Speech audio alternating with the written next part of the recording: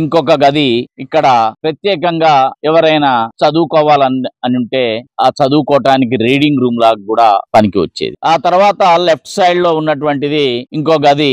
ఇక్కడ ఈ గదిలో కూడా మేము అంతా ఒక్కోసారి అక్కడ ఇక్కడ కుటుంబ సభ్యులం గడిపేవారు. నాన్న గణితం, ఆంగ్లం చెప్పేవాడు. వృత్తి ప్రవృత్తులతో సామాజిక బాధ్యత నెరపిన నాన్న కుటుంబ సమస్యలతో కూడా సతమతం అయ్యేవాడు. పిల్లల చదువులు, ఉద్యోగాలు, పెళ్లిళ్ల కోసం నిత్యం ఆరాటపడేవాడు. పిల్లలంతా మేమంతా ప్రభుత్వ పాఠశాలలోనే ఒక దశలో నాన్న దగ్గరే స్టూడెంట్ గా చదవటం ఎంత అనుభూతి. మమ్మల్ని ఒక్కొక్కరిని ఒక్కొక్క ఉన్నత దశలో మార్చటానికి నాన్న చేసిన ప్రయత్నం అంతా ఇంత కాదు. పెద్దన్నయ్య రమేష్, ఆ తర్వాత జగదీష్, నేను, సీనప్ప, హనుమంతరావు, అక్క పద్మ, చెల్లెలు విజయలక్ష్మి, వీళ్ళందరినీ తీర్చిదిద్దటంలో, చదివించటంలో, ఉద్యోగాలు సాధనలో నాన్న చేసిన ప్రయత్నం అమేయం, అద్భుతం. ఆయన త్యాగానికి వెలకట్టలేం. నాన్న త్యాగానికి, అమ్మ సేవకు సాక్షి సంకేతంగా మేమంతా ఇప్పుడు స్థిరపడిపోయి జర్నలిస్టులుగా, ఉపాధ్యాయులుగా, అన్నింటికీ మించి అందరికన్నా చిన్నవాడు హనుమంతరావు ఒక జిల్లాకే కలెక్టర్ గా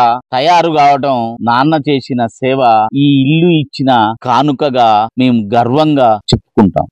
నాన్న అమ్మ నేర్పిన విలువలు, క్రమశిక్షణ, నిబద్ధత, నిజాయితీ మమ్మీ స్థాయిలో ఉండేందుకు దోహదం చేశాయి. ఉపాధ్యాయులుగా, జర్నలిస్టులుగా, అన్నింటికీ మించి ఇంటి చిన్నవాడిని జిల్లా కలెక్టర్ గా తయారు చేసిన ఈ సరస్వతి నిలయం ఆనాటి గుర్తులు, జ్ఞాపకాలు, అనుభూతులను నెమరవేస్తోంది. పిల్లల చదువులు, ఉద్యోగాల ఉన్నతికి అడ్డు కాకూడదని తన అనారోగ్యాన్ని కూడా దాచిపెట్టి మేమీ స్థాయికి చేరడానికి నాన్న చేసిన త్యాగం, అమ్మ పడిన కష్టం అంతా ఇంతా కాదు. ఈ బేతవోలు మట్టి, నీరు, గాలి, పంచభూతాల మేళవింపు, అనుబంధాల పొదరిల్లుగా ఉన్నాయి ఈ సరస్వతి నిలయం. ఈ ఊరు ఇంటి నుంచి తయారైన ఒక ఐఏఎస్ ఆఫీసర్, జిల్లాకే బాసు జిల్లా కలెక్టర్ హనుమంతరావుతో పాటు ఉపాధ్యాయులుగా, జర్నలిస్టులుగా మేమంతా మంచి స్థాయిలో ఉన్నామంటే నాన్న ఈ ఇల్లు, అమ్మ ప్రేమ ఇచ్చిన కానుకలే. నాన్న శంకర్రావు త్యాగము, అమ్మ ప్రమీల ప్రేమ, నాన్నకు ఇంటికి ఇచ్చిన మాట నిలబెట్టుకున్న మా అందరిలో చిన్నవాడు, జిల్లాకే పెద్దవాడైన హనుమంతరావు ఈ గ్రామానికే, మా అందరికీ గర్వకారణం. రమేష్, లీలావతి, జగదీష్, అనురాధ, శ్రీనివాసరావు, జయశ్రీ, హనుమంతరావు, స్రవంతి, పద్మా, శ్రీనివాస్, విజయలక్ష్మి, ప్రసాదరావు, వారి కుటుంబం, వారి పిల్లలు, మనవలు, మనవరాళ్లు వసుదైక కుటుంబంలా విరాజిల్లుతుండటం ఈ ఇల్లు నాన్న దీవెనల పుణ్యఫలమే కదా.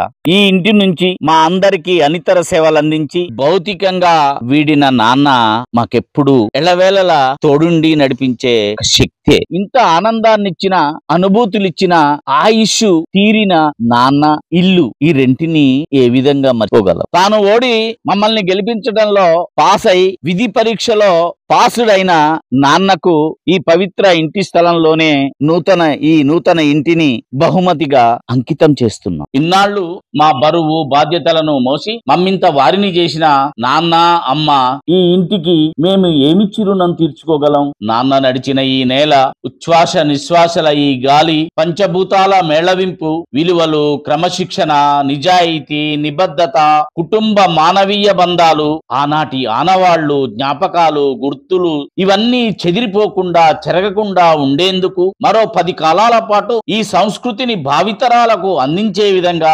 జీర్ణావస్థలో ఉన్న ఈ ఆపాత మధుర ఇంటి స్థలంలోనే నూతన ఇంటి నిర్మాణం చేపట్టడం మాతృభూమి, నాన్న, అమ్మ, ఇంటి సేవల రుణం తీర్చుకోవడమే. ఈ అపూర్వ, అరుదైన విలువల ఆదర్శ సంస్కృతిని భావితరాలకు చాటేందుకు కుటుంబ మానవ సంబంధాల పెంపుకే మా ఈ చిన్న డాక్యుమెంటరీ. ఇట్లు ఈ ఇంటి కుటుంబ సభ్యులం.